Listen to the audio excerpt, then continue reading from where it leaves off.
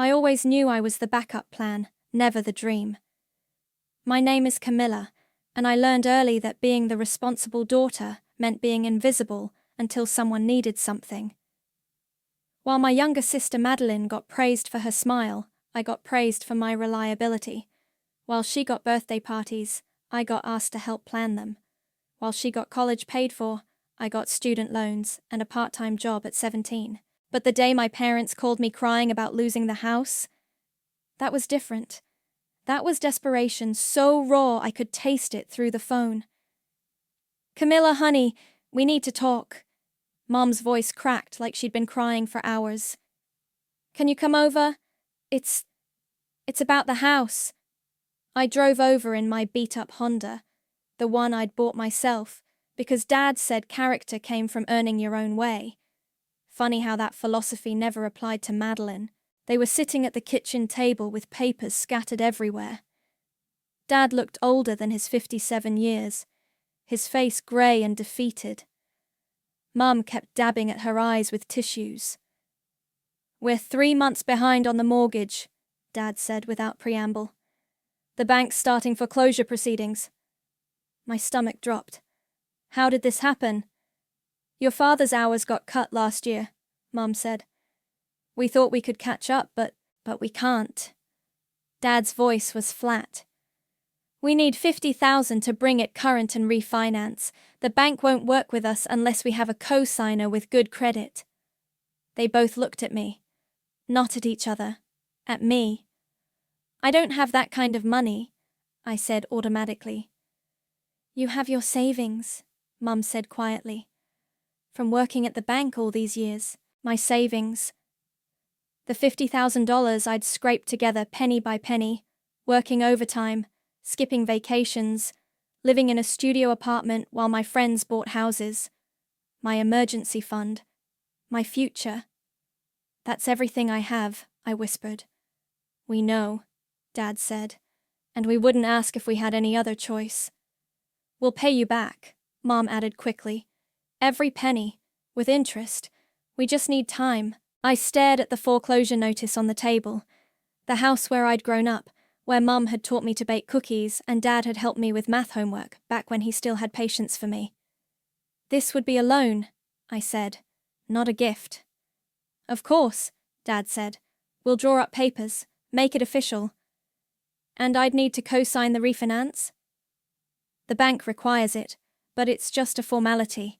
We'll handle all the payments, just a formality." The words should have been a red flag, but I was too focused on the tears in Mum's eyes. "Okay," I heard myself say. "I'll do it." Mum burst into fresh tears and hugged me so tight I could barely breathe. "Thank you, sweetheart. Thank you so much." Dad shook my hand like we were business partners. "You're saving our lives, Camilla." The next week was a blur of bank appointments and paperwork. I sat in sterile offices signing document after document, watching my life savings disappear into their account. $50,000. Gone. "You're doing a good thing," said Felicity, the bank manager handling our case. "Not many children would make this kind of sacrifice." Sacrifice. That's what it was, wasn't it? Not an investment or a loan, despite what the papers said. A sacrifice. When we walked out of the bank, Dad clapped me on the shoulder. "This is just temporary, you know. We'll have you paid back within the year." "I know," I said, though something cold was settling in my chest. "And don't worry about the co-signing thing," he added. "Like I said, it's just a formality. You won't have to think about it again. People forget minor details. I never do." That night, I sat in my empty apartment staring at my bank statement. $0 in savings. 27 years old and back to square one because my parents needed rescuing, but they'd promised to pay me back. We had it in writing. For the first time in years, I really trusted them. I should have known better. A year passed. 12 months of waiting for that first repayment check that never came. I'd started asking about it around month 6. "Oh, we're still getting back on our feet," Mum would say. "Soon, honey. Very soon." By month 10, Dad got irritated when I brought it up. "We're doing our best, Camilla. Rome wasn't built in a day." By month 12, they stopped taking my calls about it altogether. The relationship between Madeline and me had grown even more strained, if that was possible. She'd moved back home after college, rent-free of course, while I was still scraping by in my studio apartment.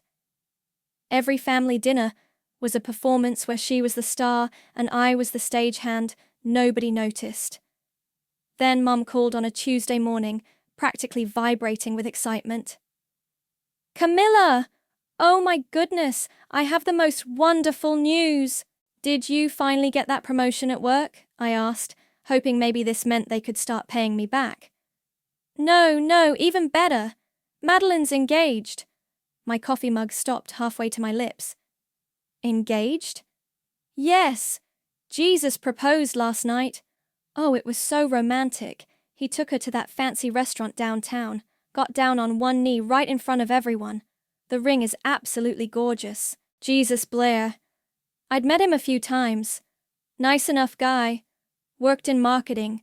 Seemed genuinely smitten with my sister. He had no idea what he was getting into." "That's great, Mom. Congratulations. We're so excited. And oh, Camilla, we're going to make sure she has the wedding of her dreams. She deserves nothing but the best." Something cold twisted in my stomach. The wedding of her dreams sounds expensive. Well, yes, but that's what parents do, right? We sacrifice for our children's happiness. Sacrifice. There was that word again. "How are you planning to pay for it?" I asked carefully. "Oh, we'll figure it out. We always do. Love finds a way." Over the next few weeks, I watched from the sidelines as wedding fever consumed my family. Every conversation was about venues and flowers and dresses. Madeline posted constantly on social media, showing off her ring, her engagement photos, her dress shopping adventures. The prices she was throwing around made my head spin. "Looking at the Grandview Country Club," she posted with heart eye emojis. "Only the best for my special day." I knew that venue. I'd looked it up once when a coworker got married there. The reception alone was $30,000. "Mom," I said when I called her the next day, "isn't the Grandview a little out of your budget?" "Oh, we're making it work. Madeline's only getting married once, and she's always dreamed of a fairy tale wedding." "But how are you making it work? You couldn't make the mortgage payments a year ago." "Things are better now," she said quickly. "Your father's been picking up extra shifts." Something wasn't adding up. Dad's extra shifts wouldn't cover a country club wedding, not even close. Then Madeline posted the photo that made my blood run cold. It was a screenshot of a receipt. "Just put down our deposit at Grandview," she'd written. "Dreams really do come true." The deposit amount was clearly visible. $50,000. $50,000. The exact amount I'd loaned my parents. My hands were shaking as I called Mom. "Hi, sweetheart. Isn't it exciting about the venue?" "Mom, where did you get $50,000 for Madeline's wedding deposit?" Silence. Long, telling silence. "We've been saving," she said finally. "Saving what? You had no money a year ago. You were about to lose the house." "Camilla, I don't like your tone." "My tone? Mom, that's my money. The money I loaned you to save the house. That money went to the mortgage. Then where did the wedding money come from?" Another pause. We managed to put some aside." $50,000? In 1 year? While Dad was working extra shifts at a job that barely paid the bills before. "Camilla, you're being very ungrateful right now. We're trying to give your sister a beautiful wedding. With my money. That money helped save our home. Now it's helping us give Madeline the wedding she deserves." The truth hit me like a slap. They'd never intended to pay me back. They'd taken my $50,000 and given it to Madeline like it was their own money to give. "You promised to pay me back," I whispered. "And we will. Eventually. But right now, Madeline needs this. I needed that money too. You're young. You'll make more. Madeline's wedding is a once-in-a-lifetime event. I hung up and stared at my phone, my whole body trembling with rage. The numbers didn't lie. My money. Her day. But not on my watch. I drove to my parents' house that same evening. No phone call, no warning. I needed to look them in the eye when I confronted them. Dad answered the door looking surprised. "Camilla, what are you doing here?" "We need to talk. All of us." "Well, come in then.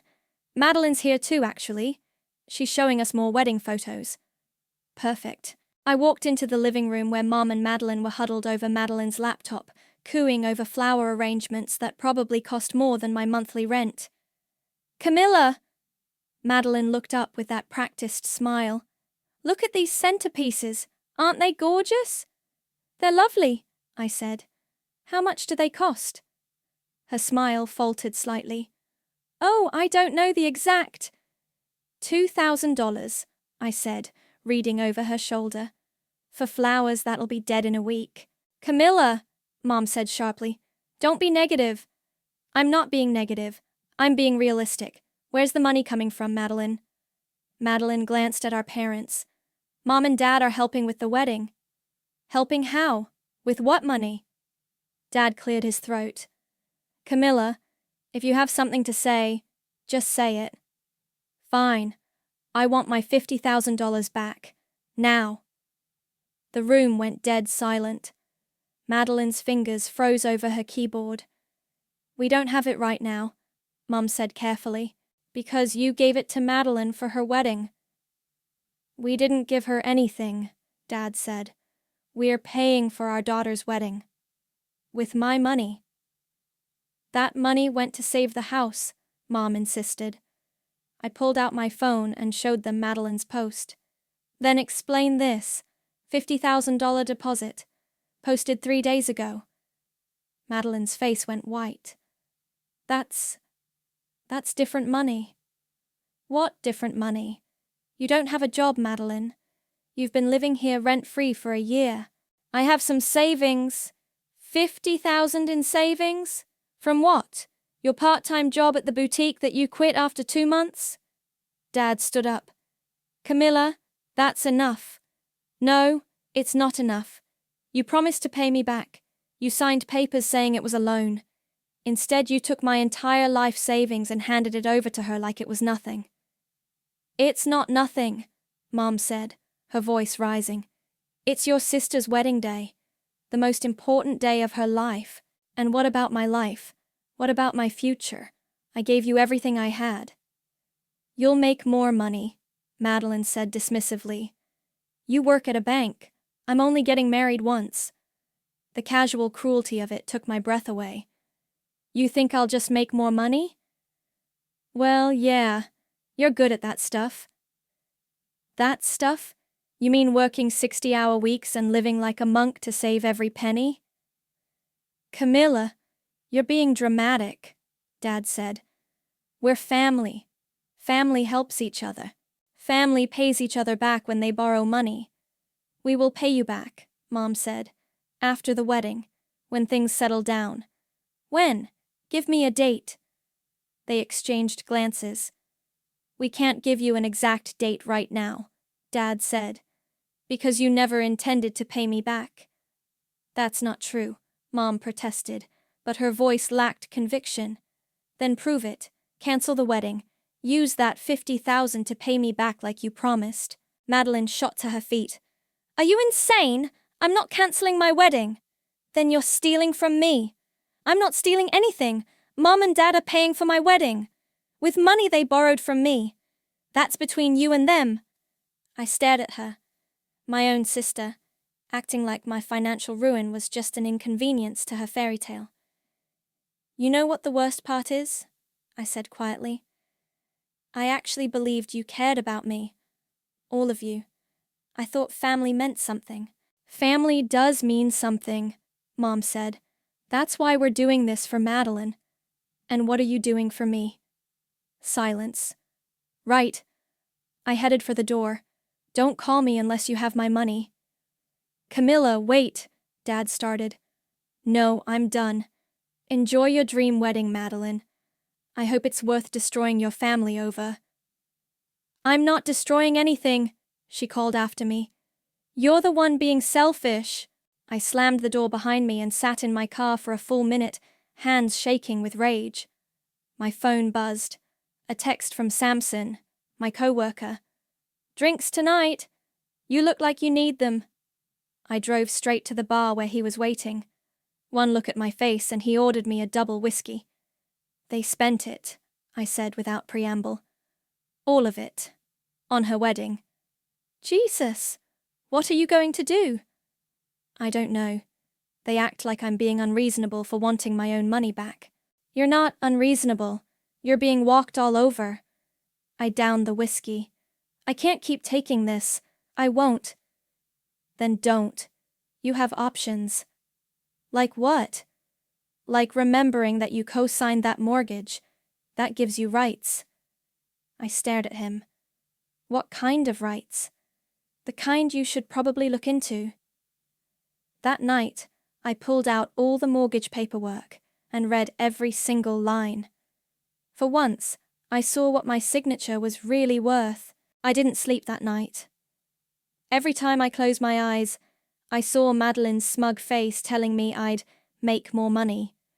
I saw my parents treating my life savings like pocket change they could spend on whatever they wanted. By morning, I'd made a decision. I called in sick to work and spent the day researching co-signer rights, breach of contract, and fraud. The more I read, the angrier I got, and the more hopeful.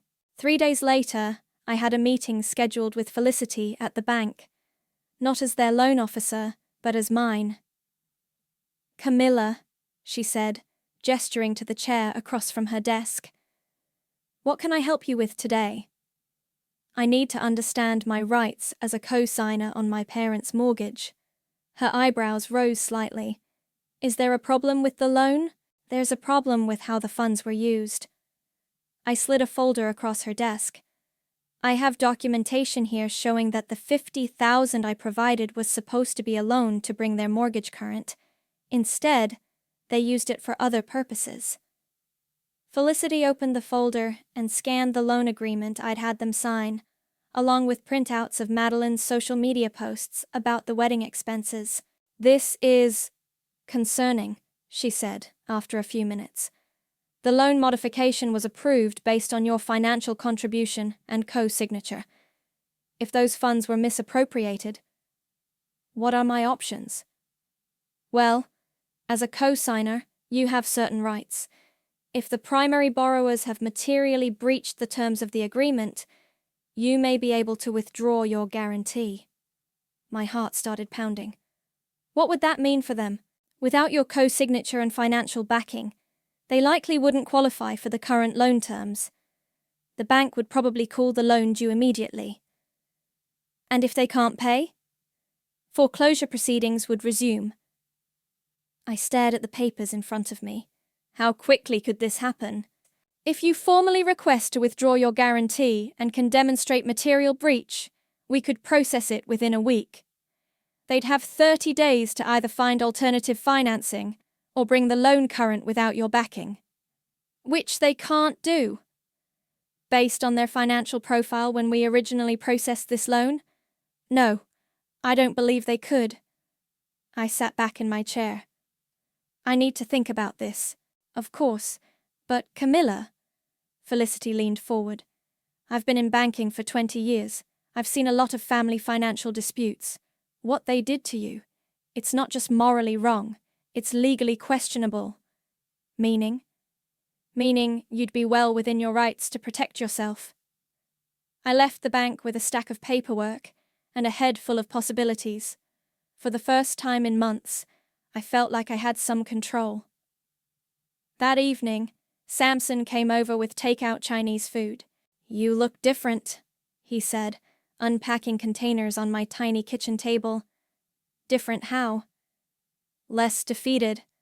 More dangerous. I told him about the meeting with Felicity. He listened without interrupting, occasionally nodding. "So you could basically pull the rug out from under them," he said when I finished. "Legally, yes. But they're still my family." "Are they? Because family doesn't steal from each other." I pushed lo mein around my plate. "If I do this, there's no going back. They'll lose the house." "They were going to lose it anyway before you saved them. And how did they repay you?" "By giving my money to Madeline." "Exactly. So what's really changed? Except now you know they never intended to honor their agreement." "Madeline's wedding will be ruined." "Good. Let her pay for her own wedding like a normal person." "Samson, no, listen to me. You've spent your whole life being their safety net. When do you get to matter?" His words hit harder than I expected. When did I get to matter? "I keep thinking about what my mom said," I admitted. "That I'll make more money. But Madeline's only getting married once." "So? You're only 27 once, too. You're only building your future once. Why is her wedding more important than your entire life?" "Because it's always been that way. Then maybe it's time for that to change." I looked at the mortgage papers spread across my coffee table. All those signatures, all those promises they'd broken. "If I do this, they'll hate me forever." "They already don't appreciate you." "What's the difference?" "The difference is that right now I can still pretend we're a real family." "Camilla, real families don't do what they did to you." I picked up the withdrawal forms Felicity had given me. My signature could undo everything. My signature could give them exactly what they'd given me. Nothing. "They thought I was a stepping stone," I said quietly. "Something they could walk all over to get what they wanted. And maybe it's time to remind them what walking all over me actually costs." Samson smiled. "There's the Camilla I know." I reached for a pen. "My family thought I was weak, thought I'd just take whatever they dished out. Were they right?" I looked at the forms one more time, then started filling them out. They're about to find out. I called Felicity first thing Monday morning. "I want to proceed with the withdrawal," I said. "I have all the documentation ready. Are you sure about this, Camilla? Once we start the process, it moves quickly." "I'm sure." "All right. Can you come in this afternoon? We'll need to file the paperwork and notify the borrowers." "How long before they're contacted?" "They'll receive official notice within 48 hours. After that, they have 30 days to secure alternative financing or bring the loan current." I hung up and stared at my phone. In 2 days, my parents would know exactly what I thought of their betrayal. The meeting with Felicity took an hour. I signed form after form, each signature feeling like a small act of justice. She made copies of everything: the original loan agreement with my parents, Madeline's social media posts, bank records showing the wedding expenses. "This is very thorough," Felicity said, organizing the documents. "You've built a solid case for material breach." "I learned from the best," I said. "My parents taught me to always document everything." "The irony isn't lost on me." She sealed the paperwork in an envelope. "This goes to legal review tomorrow, then to your parents by Wednesday. And then we see what they're really made of." Wednesday evening, I was making dinner when my phone exploded. 7 missed calls from Mom, 4 from Dad, 12 text messages, each more frantic than the last. "Call me now." "What have you done?" "The bank called." "Camila, answer your phone." I let it ring 3 more times before picking up. "What the hell is wrong with you?" Dad's voice was shaking with rage. "Hello to you too, Dad." "Don't you dare act casual. We got a letter from the bank. They're calling our loan due because you withdrew your guarantee." "That's correct." "You can't do this." "Actually, I can. I just did." Mom grabbed the phone. "Camilla, please. You're going to make us lose our house." "You mean the house I already saved once? With money you promised to pay back?" We will pay you back. When? Give me a date. Silence. That's what I thought. You never intended to pay me back. You took my money and gave it to Madeline like it was yours to give. She's getting married. So, get married at City Hall like normal people who can't afford $50,000 weddings. You're destroying our family. I'm not destroying anything. I'm just not enabling you anymore. Dad got back on the phone. You have 30 days to fix this. I have 30 days? I don't have to do anything. You have 30 days to figure out how to pay your own bills. We can't qualify for a loan without your income. Then you shouldn't have spent my money on Madeline's party. It's not a party, it's a wedding. It's a party that costs more than most people's cars, and you're paying for it with money you stole from me. We didn't steal. I hung up. The phone immediately started ringing again. I turned it off. Thursday morning brought a new wave of calls. This time, Madeline was leading the charge. Camilla, you have to fix this, she said the moment I answered. The bank is going to foreclose on Mum and Dad's house. I know. So fix it. How exactly should I fix it? Put your name back on the loan. Why would I do that? Because they're our parents. And you're my sister. That didn't stop you from spending my money. I didn't spend your money. Mum and Dad are paying for my wedding, with money they borrowed from me and promised to pay back. That's between you and them. No, Madeline, it's between all of us. You knew where that money came from. I didn't know the details. You knew I loaned them $50,000. You knew they hadn't paid me back. And you knew they were spending exactly $50,000 on your wedding deposit. You're not stupid. I thought they had worked it out with you. Did you ask? Silence. Did you ask if they'd paid me back before you let them spend my money on your wedding? It's not your money anymore. You gave it to them. I loaned it to them. There's a difference. Well, now you're going to make them homeless. I'm not making them anything. Their choices have consequences. You're being vindictive. I'm being fair. You want a $50,000 wedding? Pay for it yourself. I can't afford that. Then you can't afford that wedding. Camilla, please. I'm begging you. Don't do this to our family. Our family did this to me first. I hung up and turned my phone off again. By Friday, the voicemails were getting desperate. Mom crying, Dad threatening, Madeline alternating between begging and screaming. Suddenly, my phone was full of desperate voicemails from the same people who told me to accept being second-rate. The irony was almost funny. Almost. 2 weeks into the 30-day countdown, they showed up at my apartment. I heard the pounding on my door at 8 p.m. on a Tuesday. Through the peephole, I could see all three of them, Mom, Dad, and Madeline, looking like they'd been arguing in the hallway. Camilla, open this door right now, Dad shouted. I considered pretending I wasn't home, but my car was in the parking lot. They knew I was there. What do you want? I called through the door. We want to talk, Mom said. Please, honey, just let us in. Against my better judgment, I opened the door. They pushed past me into my tiny living room, making the space feel even smaller. Nice place, Madeline said, looking around with obvious disdain. Very cozy. What do you want? I repeated. Dad got straight to the point. We've been to 3 banks. Nobody will give us a loan without a cosigner. That's not my problem. It is your problem, he snapped. You created this mess. I created this mess? By wanting my money back? By being vindictive and petty? Mom stepped between us. Paul, please. Fighting won't help. She turned to me with tears in her eyes. Camilla, we're desperate. We have 2 weeks left. Then you better figure something out. We can't. Don't you understand?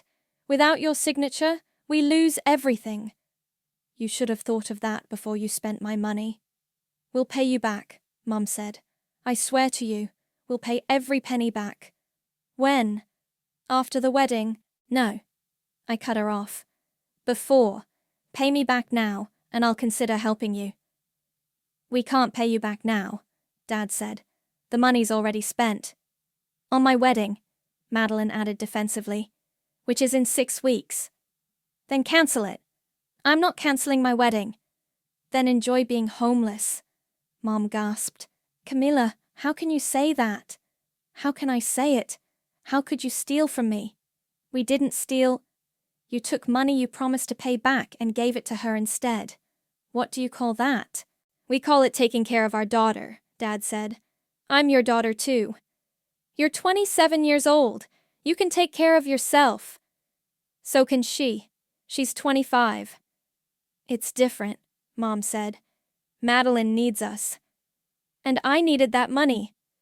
You'll make more, Madeline said dismissively. I can't have another first wedding. The casual cruelty of it hit me like a slap. Get out. Camilla, Mom started. Get out of my apartment. Now. We're not leaving until you agree to help, Dad said. Then you're going to be here a long time. Fine, Madeline said, pulling out her phone. Maybe Jesus can talk some sense into you. Don't you dare call him. Why not? He's going to be family soon. He should know what kind of person his sister-in-law really is. What kind of person am I, Madeline?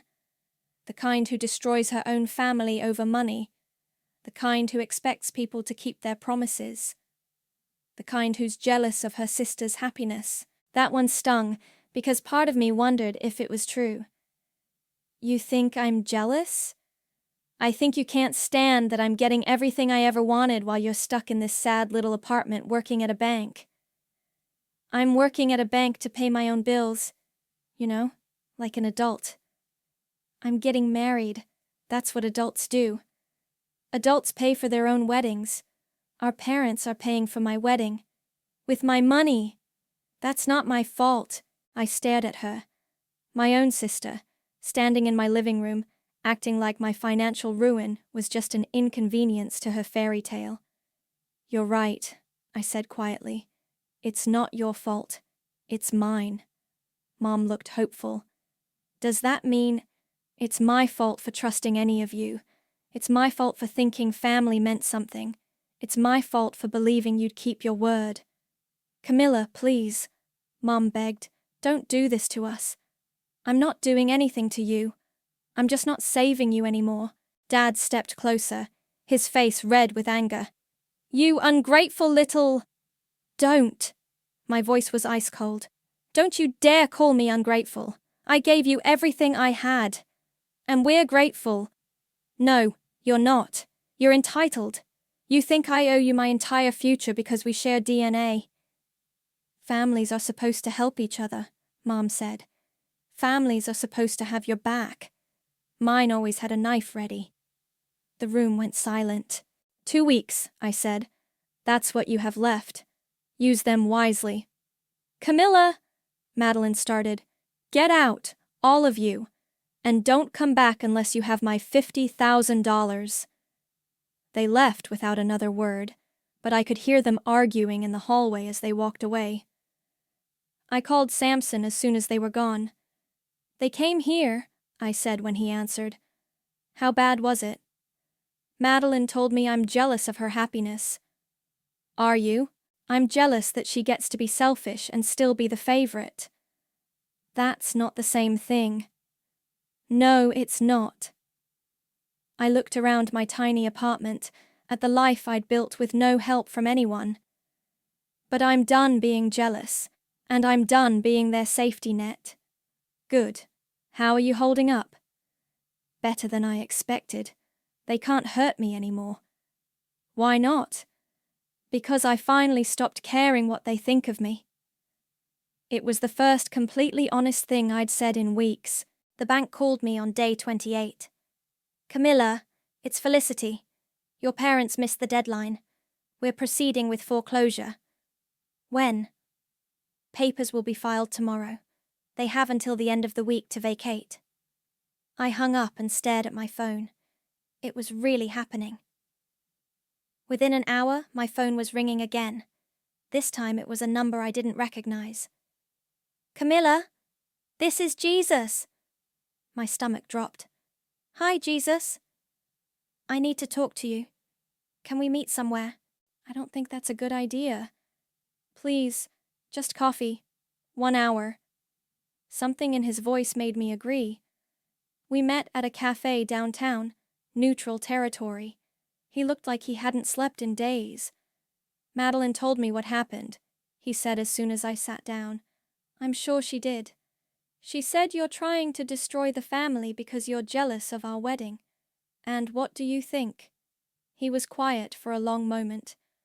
I think there's more to the story. I told him everything. The loan, the promises, the betrayal. He listened without interrupting, his face getting paler with each detail. $50,000, he said when I finished. That's what you gave them? That's what I loaned them. And they spent it on our wedding without telling you. Without paying me back first, yes. He put his head in his hands. Jesus Christ. I'm sorry you got caught up in this. No, I'm sorry, I had no idea. Madeline told me her parents were paying for the wedding, but she never said where the money came from. Did you ask? I should have. When someone offers to pay for a $50,000 wedding, you should ask questions. Most people would. He looked up at me. The house is really going into foreclosure? Tomorrow. And there's nothing they can do? Not unless they can come up with the full mortgage balance by Friday. Which they can't. What about the wedding? What about it? If they lose the house, they can't afford the wedding either. No, they can't. He was quiet again. Madeline's going to be devastated. Madeline should have thought about that before she spent my money. She keeps saying it wasn't your money anymore. Because that's what she needs to believe to sleep at night. Is it true? Legally, I mean. Legally, they breached our loan agreement. I had every right to withdraw my guarantee on their mortgage. But the wedding money was supposed to be my repayment. They took money they owed me and gave it to her instead. Jesus rubbed his face. This is so messed up. Yes, it is. What happens now? Now they face the consequences of their choices. And us? Madeline and me? I looked at him, really looked at him. He seemed like a decent guy who'd gotten swept up in my family's dysfunction. That's up to you. But Jesus? If you marry into this family, this is what you're signing up for. Drama, entitlement, and people who think other people's money is theirs to spend. He nodded slowly. I'm starting to see that. Madeline's not a bad person, but she's been spoiled her whole life. She genuinely doesn't understand why I'm upset. And your parents? My parents chose their favorite daughter a long time ago. I just finally stopped pretending otherwise. We sat in silence for a few minutes. I need to think about some things, he said finally. I understand. For what it's worth, I think you're right. What they did to you was wrong. Thank you for saying that. He left, and I sat alone with my coffee, wondering if I'd just cost my sister her fiancé too. The answer came 2 days later. I was at work when Madeline called, sobbing so hard I could barely understand her. He left me, she wailed. Jesus broke up with me. I'm sorry. No, you're not. This is what you wanted. Madeline. He said he can't marry into a family that treats each other this way. He said what we did to you was unforgivable. Maybe he has a point. We're homeless, Camila. We had to move in with Aunt Paula. Mum's sleeping on a couch. And now my fiancé is gone too. I'm sorry you're going through this. Are you? Are you really sorry? Or are you happy that you destroyed everything? I thought about it. Really thought about it. I'm not happy, I said finally. But I'm not sorry either. How can you say that? Because you did this to yourselves, all of you. I just stopped enabling it. We're family. Family doesn't steal from each other. We didn't. Yes, you did. And now you're learning that actions have consequences. She was crying harder now. I hate you. I know. I'll never forgive you for this. I know that too. Then why? Why did you do this to us? I looked around my small office, at the life I'd built with no help from them. Because revenge is only sweet when the poison was already in the well. I hung up and turned off my phone. It was over. The silence was deafening. For the first time in my adult life, my phone wasn't buzzing with family drama.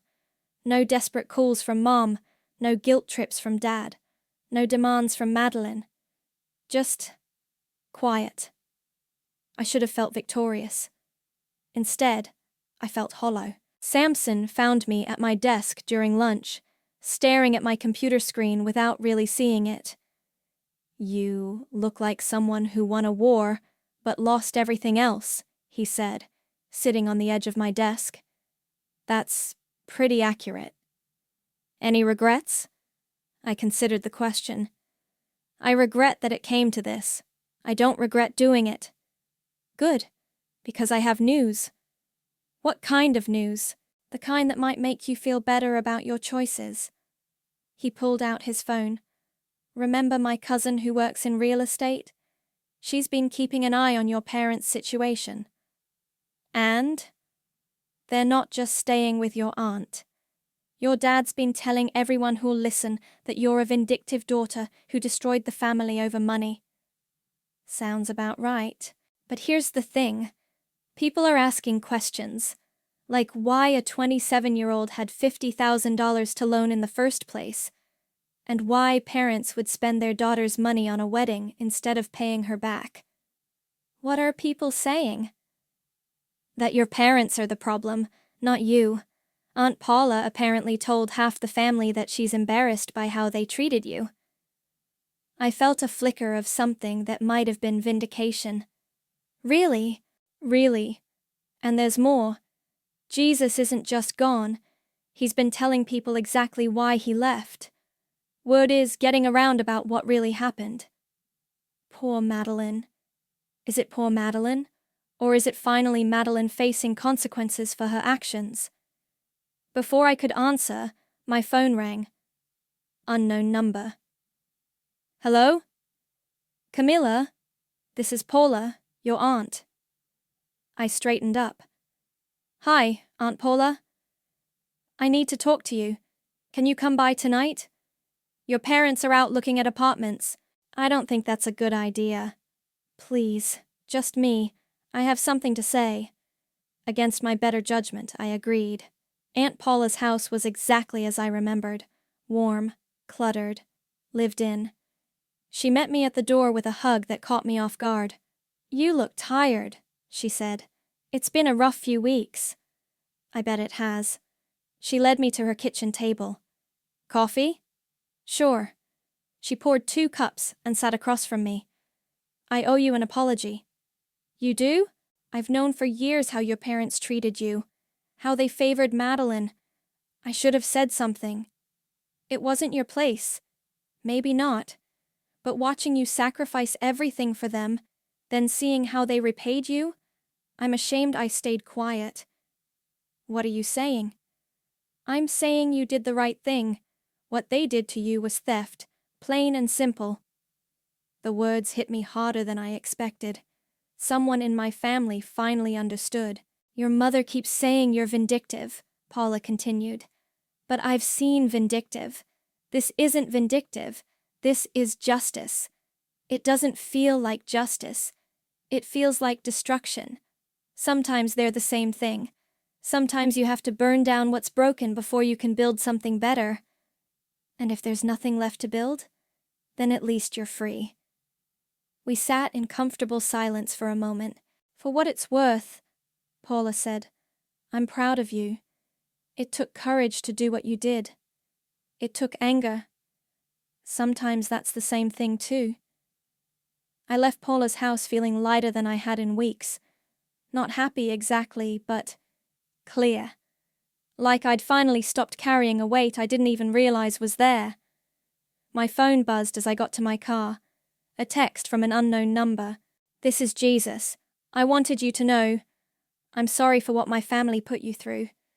You deserved better. I hope you find peace. I stared at the message for a long time before typing back, "Thank you. I hope you do too." As I drove home, I thought about everything that had happened. The betrayal, the revenge, the fallout, the relationships destroyed and the truths revealed. My parents were living with relatives, their reputation in shambles. Madeline was alone, her fairy tale wedding cancelled, her fiancé gone. The family I'd grown up in was scattered and broken. And me? I was alone too, but it was a different kind of alone. The kind where you're not constantly bracing for the next disappointment or betrayal. The kind where your phone doesn't ring with demands and guilt trips. The kind where you finally matter to yourself, even if you don't matter to anyone else. Some people spend their lives teaching you how to swallow pain. Sometimes, karma lets you spit it back. I pulled into my apartment complex and sat in my car for a moment, looking up at my small window. My tiny, cramped, peaceful space where nobody could take anything from me because I'd already lost everything that mattered. Or maybe I'd finally learned what actually mattered. I got out of the car and walked toward my door, toward my quiet apartment, toward whatever came next. For the first time in my life, I was walking toward something that was entirely mine.